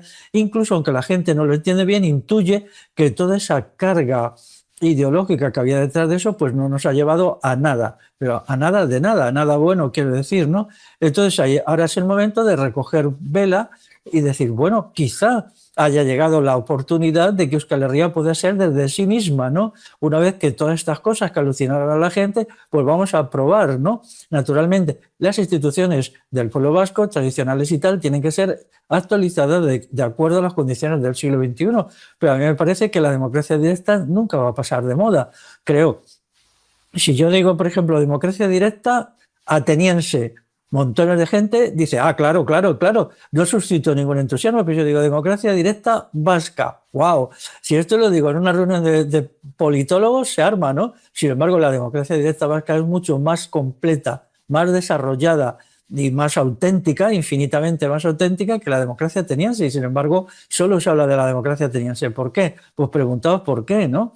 Toda la organización del sistema de Bassarre es, claro, alguien ha dicho, el sistema de partidos políticos no es democrático porque la democracia no se puede basar en el principio de representación, no se puede. O sea, nadie representa a nadie, solo uno se representa a sí mismo y uno se esfuerza y lucha por sí mismo en comunión con los demás, en comunidad con los demás. Entonces, el principio de representación no es democrático. Y eso lo sabemos todos. Entonces, los vascos hasta hace ya 1500 años lo sabían. No crean una sociedad representativa, sino una sociedad de democracia directa. Entonces, eso tiene un mérito enorme, que ahora ha llegado el momento. Es como la economía comunal, la economía capitalista que, bueno, pues, daros cuenta, se nos dijo que la Unión Soviética era socialista, era maravillosa y bla, bla, bla, bla, pero la Unión Soviética se hundió en un desastre económico total, Cuba está hundida en un desastre económico total y lo que ha salido de aquí es nada. Mientras que los vascos fueron prósperos y activos cuando tuvieron su economía comunal. Por ejemplo, en la Alta Edad Media hay pruebas irrefutables, pruebas indirectas irrefutables, y quien no lo crea, estoy dispuesto a tener una conversación con él de 5 horas, por ejemplo, para aportarle esas pruebas de que la economía vasca, que era entonces totalmente comunal, era muy eficaz, porque si no, no podrían haber hecho las hazañas épicas, heroicas y grandiosas que hicieron los vascos en ese periodo. No podían, con una economía hundida, desastrosa, como son hoy las economías de todos los países. Daros cuenta de lo que está significando el problema de que los jóvenes no tengan una vivienda, es tremendo. Entonces, yo creo que ahora ha llegado el momento de dar una oportunidad a la idea Euskal Herria desde sí misma en las condiciones del siglo XXI. Bien, pues vamos a entrar en la parte de presente y futuro del euskera. Hablábamos del proceso de institucionalización en el que se ha ido al que se ha ido llevando al euskera, ¿no? A partir del régimen autonómico inserto en las instituciones españolas, el Estatuto de Autonomía de finales de los 70, la oficialización del euskera de alguna manera, ¿no? Quitando, bueno, sobre todo en la parte de lo que podríamos llamar la comunidad autónoma vasca, Álava, Vizcaya y Guipúzcoa. El caso de Navarra es un poco particular porque ahí sí que el Estado español se esforzó de una manera, vamos a decir, muy brillante para separar lingüísticamente a los navarros del resto de los vascos, y por eso aplicó un sistema de zonificación que incluso dividía a los navarros entre sí según una división arbitraria y administrativa, zonificando el territorio de Navarra en 3 zonas. Una en el norte de Navarra, que le llamaron la zona vascófona, otra la zona centro, incluida su capital, Pamplona, Iruña, que le llamaron la zona mixta, y la zona por debajo de Pamplona, a la que llamaron la zona no vascófona. Esto fue una estrategia de división que llevó el Estado, su aparato administrativo, para generar una división y, por ejemplo, impedir que en determinados territorios, en determinadas zonas de Navarra, pues la gente joven pudiera optar por un modelo lingüístico de aprendizaje en euskera, ¿no? Y bueno, eso ha acarreado pues muchas dificultades para el desarrollo del euskera, sobre todo en la mitad sur de Navarra, ¿no? Entonces, bueno, esto es parte de la realidad que hoy vivimos en relación a la institucionalización y las estrategias también que en este caso el Estado español llevó a cabo hace pocas décadas para hacer mella y impedir el desarrollo del euskera, aunque fuera en los términos que estamos hablando de funcionarización, estandarización y normalización dentro del sistema educativo, ¿no? En esta institucionalización del euskera, pues tiene varias vertientes. Por nombrar algunas, tenemos todo lo que sería ese cosmopolitismo progresista que, al menos hasta esta segunda década del siglo XXI, ha estado muy presente en el desarrollo de los diferentes movimientos y fuerzas en liza a nivel mundial. Lo que decíamos, la funcionarización de una parte importante de la sociedad, todo lo que es la subvención, la institucionalización de las subvenciones para subvencionar la cultura, y una parte muy importante también que mencionaba, que es el tema del sistema educativo español, que todo lo que, hablando de la parte que corresponde al Estado español, porque también está la realidad dentro del Estado francés en lo que corresponde al euskera, pero en lo que corresponde al Estado español y también en lo que corresponde al Estado francés, son sistemas educativos, como bien mencionabas antes, totalmente extranjeros, bien españoles, bien franceses, pero a sueldo de sus estados. Quería comentar una cita breve de José Aristimuño Aichol en relación a todo este asunto de la producción cultural, que ya en 1934 decía: con el euskera que estamos produciendo estamos aburriendo a los lectores. Los libros no se venden, estamos haciendo una literatura artificial. No sabemos llegar a las entrañas del pueblo y el pueblo huye. Es decepcionante, sí, lo que nos está pasando. Cada vez se habla menos euskera y cada vez se lee menos. A pesar de que sea una cita de hace casi un siglo, no creo que está de bastante actualidad. Pues vamos a ver, para hacer frente a la situación actual, lo primero que hay que entender es que el proyecto político que se hace 50 años con toda la izquierda progresista, la izquierda versale, no ha dado los resultados esperados. Es lo primero que hay que aceptar, ¿no? Y entonces hay que mirar en otra dirección, hay que buscar otra salida. Lo que nosotros ahora tenemos allí pues es una institucionalización del euskera, que a mi entender es una lengua que se aviene mal con la institucionalización y que no está dando los resultados. En primer lugar, porque se espera que sea el Estado español, el Estado español el que a través de dinero, de profesores y tal, salva el euskera. Esto es algo increíble. No puede ser. Tiene que ser el pueblo vasco quien salve su lengua.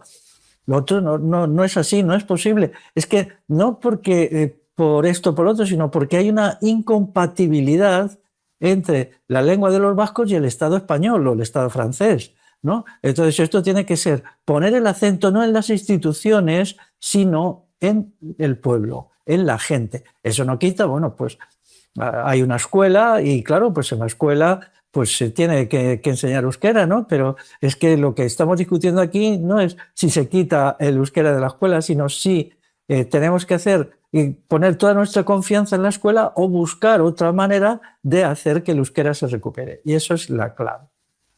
En segundo lugar, hay que dotarle a esto de un programa político y económico conjunto, porque no solamente el euskera en la escuela, ¿por qué no en la economía? Luego hay que crear una economía vasca específicamente según los criterios del comunal. El comunal no es solamente un sistema agrario, hay un comunal industrial, y en el País Vasco precisamente hay un estudio de Navarra de cómo había toda la industria preindustrial de Navarra, era comunal o el 80% de ella, un estudio muy interesante que tengo a disposición el título de quien quiera leerlo, ¿no? Entonces necesitamos una economía que sirva al euskera y un euskera que funcione en esa economía, que no puede ser más que una economía vasca comunal. Es decir, tiene que haber una soberanía económica de la cual hoy nadie habla. Esto es curioso, ¿eh? ¿Qué pasa? Ya no es necesario que los vascos sean dueños de su economía y de su riqueza. Yo entiendo que sí. Y cuando sean dueños, entonces esa economía y la riqueza, la creación de riqueza y el trabajo funcionarían en la lengua de los vascos, ¿no? Pero parece ser, y esto lo metió Sabino Arana, y eso es una de las cosas más peores y más negativas, que, bueno, la economía era del capitalismo transnacional o multinacional, ¿no? Los vascos pues se quedaban solamente con 4 cositas, que es lo que quiere el PNV, ¿no?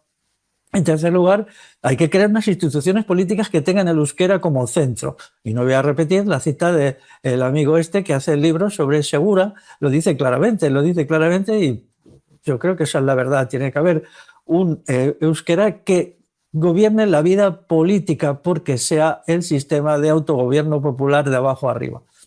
Luego, hay que estar en contra de la Unión Europea. La Unión Europea está creando una nueva nación, un Estado-nación tremendo que no va a tener más que un idioma distinto, que es el inglés funcionarial, que ni siquiera es el inglés popular o el inglés de los ingleses. Es una nueva jerga, ¿no?, que se han ido inventando en Bruselas para imponerla.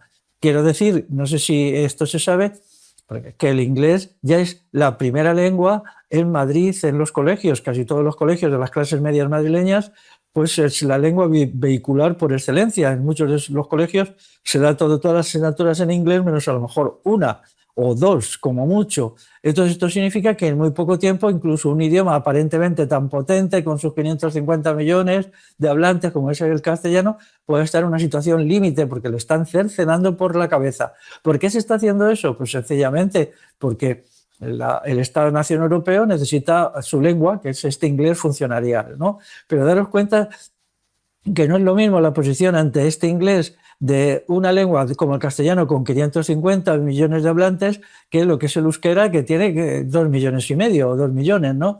Entonces hay aquí una diferencia. Hay que estar en contra de esa institución, sustituir la Europa de los estados, que es lo que es la Unión Europea, estados, por una Europa de los pueblos. Si es una Europa de los pueblos, entonces el euskera tiene salida. ¿Que me diréis, esto es muy difícil de hacer? Sí, claro, pero no imposible. Es de una dificultad enorme, pero existe una posibilidad y sobre todo es útil para ordenar nuestras mentes. Tenemos que saber cuál es la salida. Luego, que sea muy, muy difícil no significa nada más que eso, que es muy difícil. Pero si nos negamos a aceptar que las cosas son como son, simplemente por la dificultad de la realidad, pues entonces nos estamos engañando. Luego, hay que hacer otras transformaciones, que es una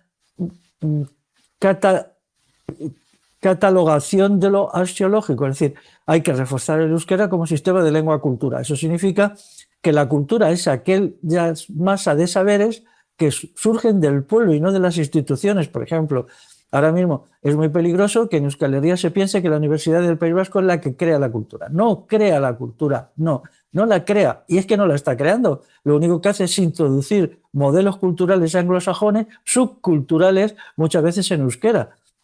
Yo he tenido amigos allí que ellos a veces se enfadaban con lo que estaban publicando, que no era nada más que usar el euskera como vehículo para hacer penetrar en Euskal Herria la podrida subcultura anglosajona, así tal cual. O sea, se iban allí, estaban 5 años en una universidad yanqui, venían aquí, lo escribían en euskera, y encima mi amigo me decía, es que encima es un euskera muy deficiente, como no podía ser por menos, ¿no? Muy deficiente y muy chapucero y muy de esto. Bueno, entonces hay que crear, la cultura tiene que ser una cultura popular, hay que acudir a la noción de lo popular. Y entonces ahí recuperamos lo que ha sido siempre lo popular y la lengua popular. Entonces, esto significa, obviamente, un programa revolucionario que tendría que situarse en donde hoy está donde está el abertzalismo izquierdista, que está ni más ni menos, pues eso es un apéndice del Estado español, es que hay que decirlo, ¿no? Viven del Estado español, comen del Estado español, ellos no tienen ninguna diferencia, tiene que haber otra diferenciación. En Euskal Herria tiene que surgir alguien que diga, bueno, ya no vamos a seguir siendo más un apéndice del Estado español, vamos a crear un polo de poder popular que reúna todo lo que ha sido Euskal Herria siempre como fuerza adecuada a las condiciones del siglo XXI, y ya está. Y luego quien quiera quedarse ahí siendo funcionario del Estado español, pues que siga, ¿no? Todo esto sin caer en ningunos excesos y sin, digamos, maltratar a nadie, pero esto se tiene que hacer. y además sería muy útil en las condiciones de Tercera Guerra Mundial, pobreza creciente, resulta que la juventud no tiene casa donde ir, etcétera, ¿no? Entonces, estos serían los cambios que permitirían considerar al euskera con optimismo para el futuro, ¿no? Pero tiene que haber valentía, tiene que haber coraje para hacerlos, ¿no? Y los vascones, daros cuenta de lo que significó el alzamiento de Bagauda, en un momento terrible, con Europa totalmente destruida, los romanos por aquí, montones de pueblos germánicos por aquí y por allá, matanzas y tal, y sin embargo allí pues ellos se atrevieron, se lanzaron en el año 441 y lo hicieron. Bueno, luego después pasaron muchas cosas, claro, hace 1500 años, pero en definitiva las cosas se hacen por una decisión. Hay un esfuerzo de la voluntad de decir, lo vamos a hacer. Y ahora el primer paso en esa dirección tiene que ser recuperar las instituciones ancestrales del pueblo vasco, hacer un programa de acuerdo con esas instituciones que incluya también la Europa de los pueblos y no la Europa de los estados, ¿no? Porque la Europa de los estados, pues daros cuenta, ahora ya en Europa hay gente que cree que Europa solo tiene la OTAN, que no, que no. Europa está creando un ejército propio que es el Eurocuerpo, del que forma parte España. Me parece que son 8 países, no es toda la Unión Europea porque es voluntario. Bueno, el Eurocuerpo funciona en inglés 100%, y ahora con el conflicto con Rusia y luego con China y todo esto, el Eurocuerpo se convertirá en un instrumento tremendo ¿de qué? De anglosajonización. Como, ¿por qué los iberos perdieron el latín? Porque perdieron su lengua, la sustituyeron con el latín porque el centro de imposición del latín eran las legiones. Las legiones, los ejércitos, es la máquina trituradora por excelencia de las particularidades y singularidades, igual que destruye al individuo.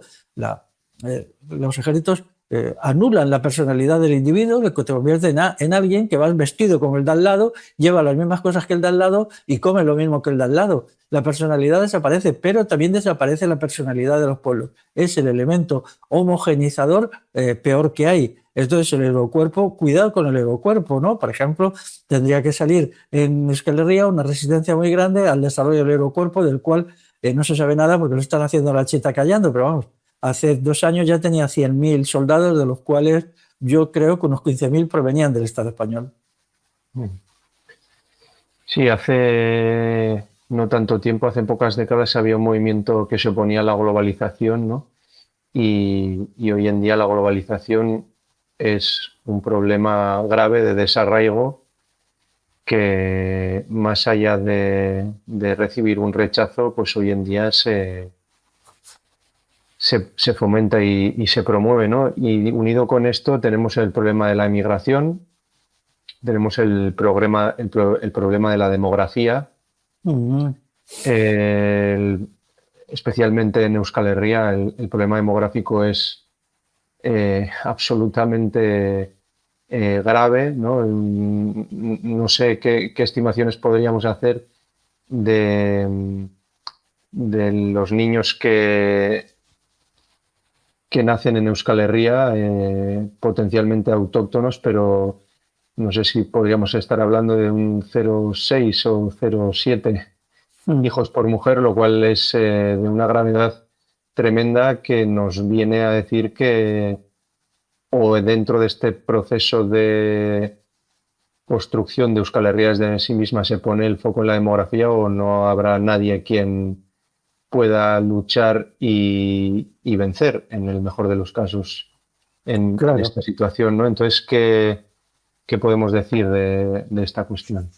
Bueno, o sea, yo una vez asistí a una conversación, luego me lo tradujeron, claro, entre varias personas, y una de ellas, que era amigo mío, pues él defendía que el euskera se aprende en casa, no en la escuela. Que lo de la escuela puede ser secundario y complementario, pero que se aprende en casa, se aprende en el pueblo, se aprende en el barrio, se aprende con los vecinos, y que eso ha sido así siempre, y que ese es el principal foco de aprendizaje del euskera, y la escuela, pues bueno, pues está ahí, ¿no? Y él, claro, decía, y entonces, cuando una parte creciente de las casas, de los hogares de Euskal Herria, no tienen el euskera como lengua porque tienen el árabe o tienen otras lenguas por ahí, ¿de qué manera eso se puede cumplir, no? Entonces, lo que te cuentan los multiculturalistas y los partidarios de que lo central sea la lengua estatal es que lo aprenden en el colegio. Eso no es posible para el euskera y casi ya no es posible ni para el castellano. Yo como castellano no me cabe duda que la creación de una lengua de la Unión Europea como es el inglés funcionarial va a dar al traste con mi lengua familiar. No tengo duda, porque ya las clases medias, y cuando cambian las clases medias, las clases bajas van detrás, ya en su hogar no habla castellano en Madrid. Con sus hijos hablan en inglés. Entonces, ¿esto es debido por qué? Porque ellos quieren estar con el poder y chupar poder, pero en el País Vasco eso sucede de otra manera, pero sí sucede en los hogares de los inmigrantes. Entonces, la creencia en que los inmigrantes se van a incorporar al euskera a través del colegio, pues bueno, es una suposición muy aventurada, ¿no? Y que sería mucho más seguro, indudablemente, ¿no? Creo que estamos en eso, que fueran los futuros habitantes de Euskal Herria gente que nazca en familias donde se hable el euskera en la familia, ¿no? Eso sí garantizaría una continuación del euskera. Pero como aquí se ha creado, en Euskal Herria se ha creado pues toda una política de denigración pues del erotismo reproductivo, de denigración de la maternidad, una cosa que en definitiva lo que va dirigida, no sé si estará la intención de sus autores, a la sustitución étnica. A lo que estamos viviendo ahora es un proceso de sustitución étnica. La sustitución étnica es incluso un delito. La Declaración Universal de Derechos del Hombre declara la sustitución étnica como uno de los peores delitos. Incluso la ONU lo persigue, ¿no? Me pregunto yo qué pasaría si alguien en Euskal Herria hiciera una declaración diciendo que están siendo víctimas de una sustitución étnica, pero es que esa sustitución étnica sería también una sustitución lingüística. Y entonces, pues eso significa que Euskal Herria está perdiendo su configuración, ha perdido sus instituciones, está perdiendo su idioma y la forma de mantenerlo no es la que hay. Esta no funciona. Entonces tenemos que ir en otra dirección. ¿Por qué está pasando esto en toda Europa? Pues sencillamente porque los pueblos europeos tienen una cultura muy fuerte, tienen unos valores muy arraigados, son el resultado de la revolución altomedieval que la inician los vascones. La revolución altomedieval europea la inician los vascones. Eso es algo grandioso, ¿no? Entonces, pues, estos pueblos que tienen estos valores muy sólidos no admiten su pérdida a partir de un Estado-nación europeo. Entonces, la creación del Estado-nación europeo tiene que basarse en la trituración de los pueblos europeos. La trituración cultural, la trituración étnica, lingüística, incluso paisajística. Entonces ellos están creando otra Europa, que es la Europa-nación. Entonces esta Europa-nación pues es homogenizadora. De la misma manera que el euskera da un salto atrás tremendo cuando se impone la escuela estatal en castellano. No solamente la que impone Franco, sino antes ya la Revolución Liberal. En las Cortes de Cádiz hay un informe sobre educación que dice que en todas partes se crearán escuelas elementales y la lengua de esas escuelas será el castellano. Eso tardó un tiempo porque la gente se resistió en ponerse, pero ya al final del siglo XIX ya estaban las escuelas nacionales que se llamaban entonces, fijaros la palabrita, nacional españolas, claro, y entonces eso hizo que los niños pues aprendieran en castellano en la escuela. Pero ahora lo que vamos es lo mismo con el idioma inglés funcionarial, es decir, se haría un barrido hipócrita porque se dejaría incluso en el Parlamento Europeo. Pues se puede, creo, está a punto de aprobarse que se hable en euskera, pero eso no tiene ninguna importancia. No tiene ninguna importancia porque el 95% de la gente habla en inglés allí, ya está. Y dentro de nada, dentro de unos pocos años, será el 99%. Entonces, tenemos que ir a un proceso de descentralización política. No queremos un nuevo centro, queremos un sistema de descentralización de abajo arriba.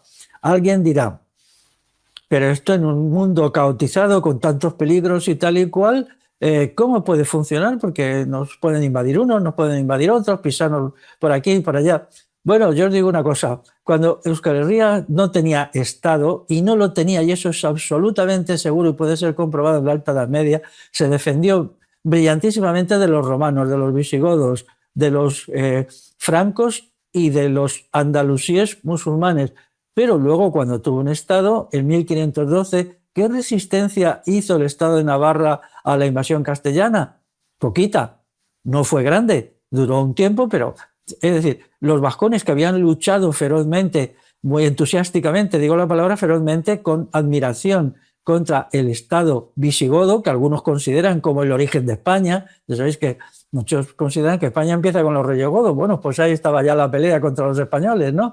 Conquistadores, sin embargo, durante 250 años los mantienen a raya, los derrotan, los hacen morder el polvo y finalmente los vascones consiguen que el Estado visigodo se venga abajo y se derrumbe. De ahí la invasión islámica. La invasión islámica llaman a los musulmanes porque dicen, nosotros ya no podemos contener a los vascones y a la gente al sur de los vascones que admiraba su modelo político, su modelo económico y quería vivir como los vascones. Entonces vino una fuerza contrarrevolucionaria que era el Islam. Bien, entonces ellos aguantan perfectamente, ¿no? Sin embargo, ¿qué pasa en Navarra? Pues no. ¿Por qué? Porque como sucede siempre, ya sabéis que hay una élite mayoritariamente navarra que quiere llegar a un acuerdo con el Estado castellano. ¿Por qué? Porque les atraía el oro de América. Ellos querían ir a América a saquear a los pueblos indígenas. Entonces les fascinaba. Ellos pensaron que era más interesante para sus intereses elitistas todos estos señores, todos los señores territoriales de Navarra, toda la élite navarra traicionó al pueblo de Navarra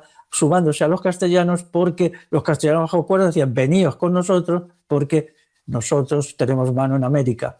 Así, por ejemplo, en la conquista de Venezuela, sin ir más lejos, la presencia de navarros fue descomunal y muchas más, ¿no? Entonces esto sucede siempre. Entonces, la presencia de un Estado tampoco es garantía de nada. Ahí tenéis Navarra en 1512, ¿no? No es garantía de que nos vayan a proteger. Los pueblos se autoprotegen a sí mismos y eso es lo que tenemos que entender, creo yo. Sí, vamos, que los vascos fueron solo derrotados cuando se constituyeron en Estado, ¿no? Eso es, sí. Porque también mucha gente en Navarra decía, vamos a ver, yo tengo que luchar contra los castellanos por defender un Estado que no habla en euskera, que no habla en mi lengua y que encima son unos señores que me saquean y tal. Hay que decir también que esto se oculta y hay un libro, en fin, a ver si un día lo sacamos, que se llama así como El precio de la sangre. A lo mejor este título, bueno, pues explica que el Estado de Navarra era extremadamente represivo y entonces estudia las rebeliones que hubo en Navarra en el siglo XIV contra el Estado de Navarra por problemas de pago excesivo de impuestos, de violencia y tal. Entonces el Estado de Navarra fue particularmente represivo, particularmente violento. No fue un Estado de los vascos, sino más bien un Estado contra los vascos, contra los vascos. Y este libro proporciona una información impresionante, impresionante. Bueno, alguna vez lo sacaremos, ¿no? Para que la gente que quiera tener su culturilla histórica lo vea, ¿no? Entonces, llegado a 1512, daros cuenta que además los castellanos, las autoridades castellanas, que son muy malvadas, pensaron, daros cuenta, en 1512 era 20 años de la llegada a América. Durante 20 años ya se había traído mucho oro, ya se había saqueado mucho a los pueblos indígenas y entonces la aristocracia navarra estaba ansiosa de sumarse a eso. Entonces es cuando dan el golpe y sucede de nuevo el paso al enemigo, un paso consciente para disfrutar de las prebendas que te da el enemigo cuando te conviertes en su cipayo. Muy bien, bueno, vamos a ir ya entrando a la parte final. Estamos hablando sobre la situación del euskera, sobre el presente, el futuro. Podríamos hacernos la pregunta de cómo muere una lengua, por ejemplo, dadas las circunstancias en las que nos encontramos actualmente, según todo lo que hemos ido comentando. Y cómo muere una lengua y qué necesitaría el euskera para sobrevivir al menos un siglo más con la esperanza de poder pervivir y de alguna manera revertir la situación tan decadente en la que nos encontramos en la actualidad. Pues las lecciones de la historia hay que tenerlas en cuenta, ¿no? Pero a día de hoy la frase no la he inventado yo. Se usa la expresión hecatombe de las lenguas. ¿Qué es una hecatombe? Pues una muerte en masa. Se coge un rebaño, por ejemplo, de bueyes, como hacían a los griegos, y se matan 50, 60 bueyes de golpe, eso es una hecatombe, ¿no? Entonces, la hecatombe de las lenguas quiere decir que hay la desaparición de multitud de lenguas por todo el mundo. De las 6.200 que había hace 30 años, ya pues, vamos, no sé yo si ahora estamos en 5.500, pero la mayoría de ellas están en una situación difícil. ¿Por qué? por el problema de la creación de estructuras de poder en las alturas, desde las Naciones Unidas hasta el gran capitalismo financiero concentrado en Estados Unidos, hasta los aparatos militares. Daros cuenta que Estados Unidos tiene 800 bases militares fuera. Es un gran poder militar centralizado. Entonces, todos los sistemas centralizados les es más cómodo poner una lengua y imponérsela a sus subordinados, porque así no necesitan traductores y tal, y además, pues esa lengua que ellos eligen transmite a sus sometidos los antivalores y las disfunciones que a ellos les interesa. Esto también es muy importante, ¿eh?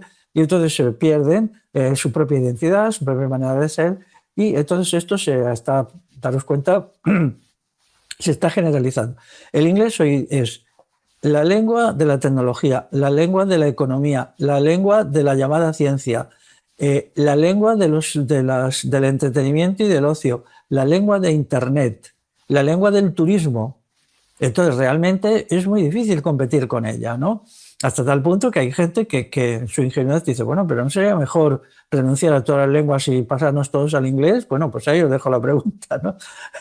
Eso a mí me lo he planteado. Dice, claro, es un sistema de enriquecimiento, sí, pero ahora otros te dicen, no, lo que se está creando es un bilingüismo, por un lado inglés y por otro la lengua. Eso no existe.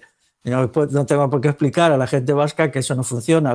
Cuando hay un bilingüismo hay una lengua dominante y otra lengua dominada, una lengua fuerte y otra lengua débil. Entonces se va produciendo una traslación hacia la lengua fuerte, de tal manera que lo que hoy puede ser, como ellos dicen, un enriquecimiento de quien sabe inglés, pero dentro de una generación eso significaría que el inglés se haría dominante respecto a la lengua original.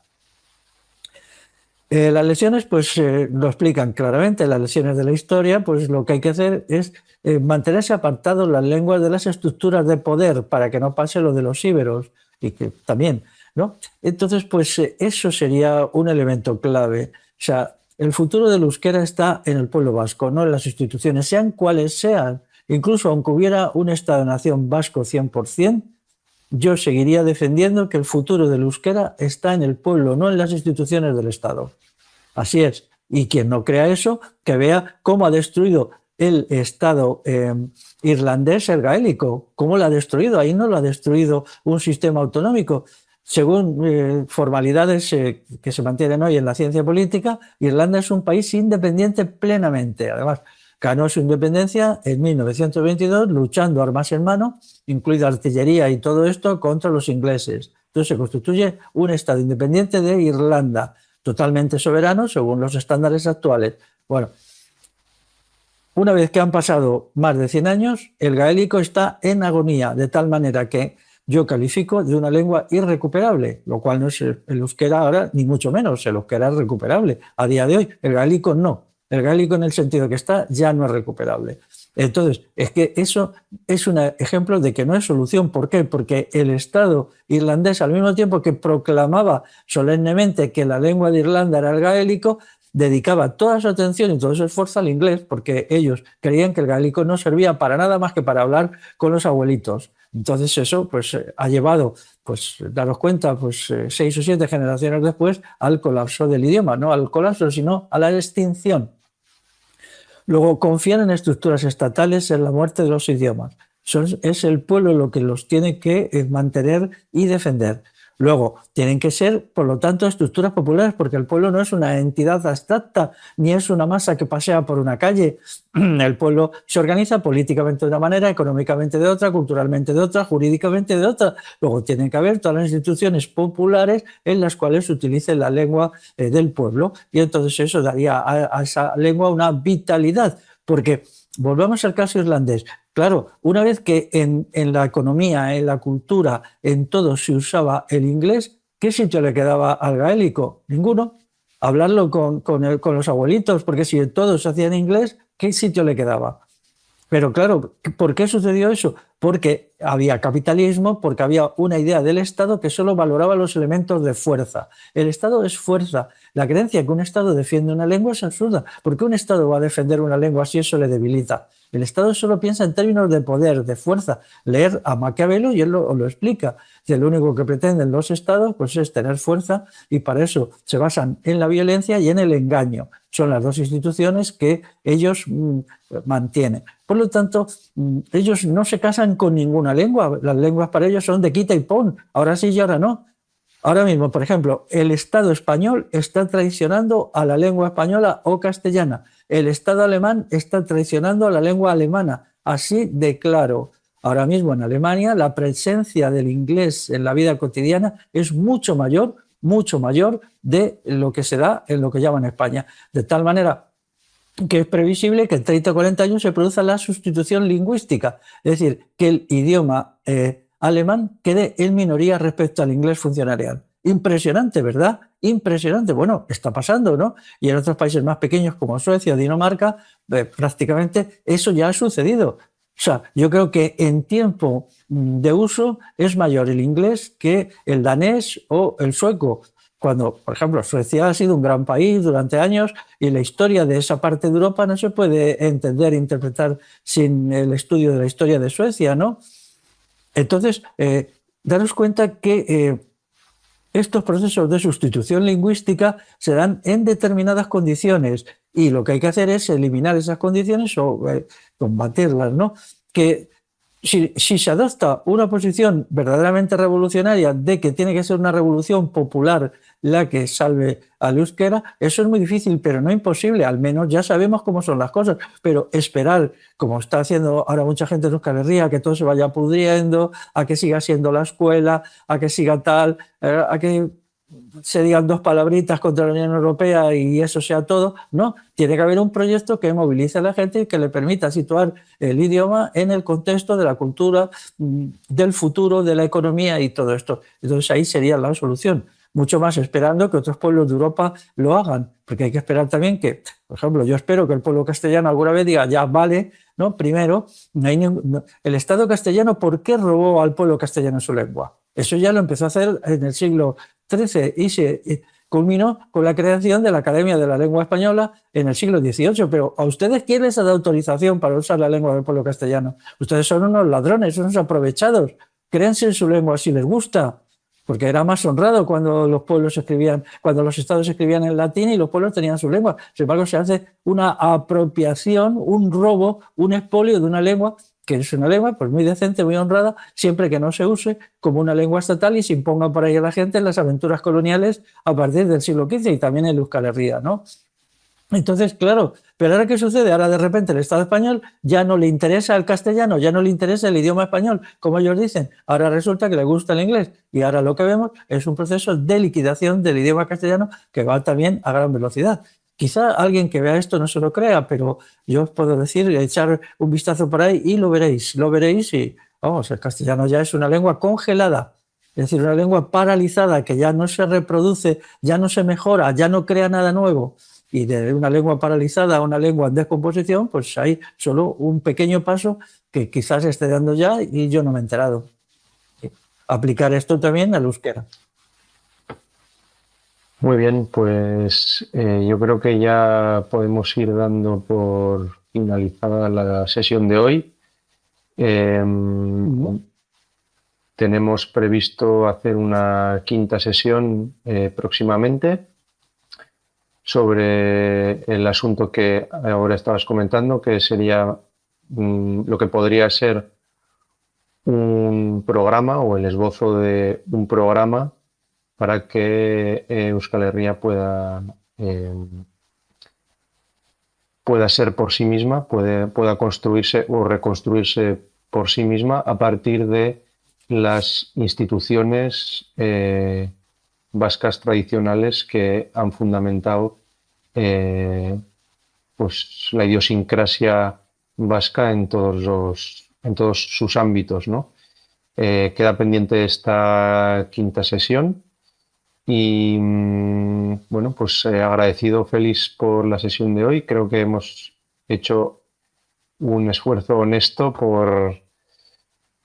por aproximarnos al problema del euskera, intentando pues poner sobre la mesa los asuntos más importantes, vamos a decir, desde el punto de vista estratégico y no tanto táctico o funcional o gramatical o lingüístico, pero creo que en estos momentos es la parte más relevante la que la que hemos tratado y que es necesario abordar. Muchas cuestiones quizás quedan en el aire, como bien decías, pendientes de desarrollarse, de indagar, de debatir, de desarrollar, de reflexionar, pero creo que el esfuerzo ha sido en una buena dirección y muy honesto, así que esperamos que quienes nos escuchéis pues haya podido servir, incluso que sirva para como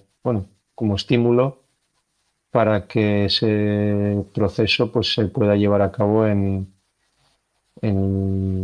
los próximos meses, años, en el tiempo que sea necesario. Eso es muy bien, pues sí. El próximo día haríamos una recapitulación, ¿no? Pondríamos ya mucho acento en las condiciones actuales, todo el acento y en qué se podría hacer, ¿no? También yo quiero acabar esto diciendo una cosa. La revolución vasco-alto medieval creó la Europa que nosotros conocemos a través de un proceso muy complicado, ¿no? Entonces eso para mí es algo indudable. Y ahora, pues quizá pueda ser que Euskal Herria de nuevo pues haga una aportación enorme al futuro de Europa y al futuro de la humanidad, ¿no? Una aportación positiva, como entonces fue. De todas las cosas que consiguió Euskal Herria en su revolución alto medieval a partir de los pagodas, voy a señalar una, solo una, pero esa es fundamental. Terminó con la esclavitud. Donde fracasó Espartaco, fracasó honradamente, porque el hombre murió con la espada en la mano, ¿no? Pero donde fracasó Espartaco y tantísimas rebeliones de esclavos, los vascones triunfaron y crearon una sociedad sin esclavos. Eso es maravilloso. Y a partir de ahí puede ser que, de nuevo, Euskal Herria haga una gran aportación al futuro de la humanidad, porque eliminar la esclavitud fue algo decisivo para que se pudiera dar un salto cultural enorme en todos los terrenos. Y eso es lo que significa Europa Occidental, que es deudora de la gran acción liberadora de los vascones entre los siglos V y X. Pues que así sea y esperamos aportar con estas tertulias y con estas reflexiones un granito de arena, claro, a que esto pueda llevarse a cabo.